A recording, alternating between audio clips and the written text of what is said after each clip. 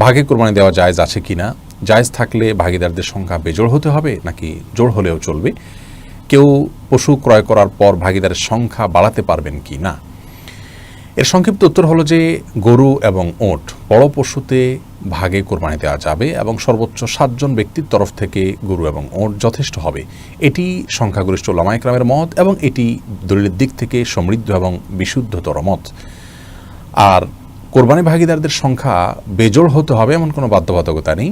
জোড় বেজোড় যে কোনো সংখ্যক ভাগিদার হতে পারবেন সর্বোচ্চ 7 পর্যন্ত। তবে একটি ভাগ একাধিক ব্যক্তি নিতে পারবেন না বা একাধিক ব্যক্তির তরফ থেকে একটি ভাগ হতে পারবে না।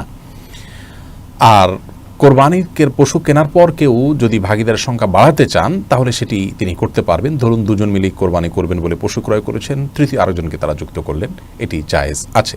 দ্বিতীয় প্রশ্ন হলো জবের সময় যাদের পক্ষ থেকে কোরবানি করা হচ্ছে তাদের নামের তালিকা পাঠ করা আবশ্যক কিনা। এর সরল এবং সহজ উত্তর হলো এটি জরুরি কিংবা আবশ্যক নয়। তবে যদি কেউ করতে পারেন তাহলে সেটি ভালো, মুস্তাহাব।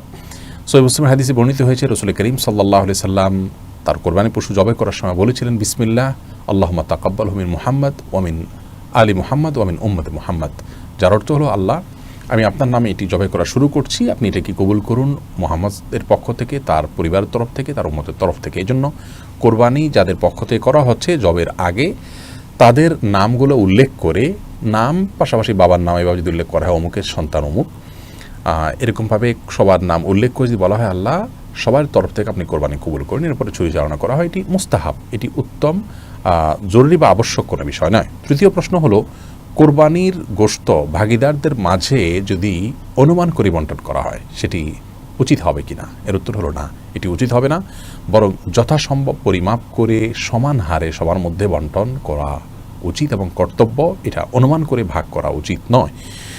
4 নম্বর প্রশ্ন হলো গোশত কয় ভাগ করতে হবে, 3 ভাগ করা আবশ্যক কিনা। এর উত্তর হলো যার যার ভাগের গোশতকে তিনি 3 ভাগে বিভক্ত করে বন্টন করা বা ব্যবহার করা এটি মুস্তাহাব। 1 ভাগ নিজের জন্য, 1 ভাগ আত্মীয় স্বজন প্রতিবেশী তাদের জন্য, এমনকি যিনি কোরবানি করেছেন এমন কাউকে উপহার হিসেবে পাঠানো যেতে পারে। আরেক ভাগ হলো গরিব অভাবী দুঃখী মানুষদের জন্য। কিন্তু এই 3 ভাগ করাটা জরুরি কিংবা আবশ্যক নয়, এটাকে হেরফের বা কমবেশ করাতে কোনো অসুবিধা নেই।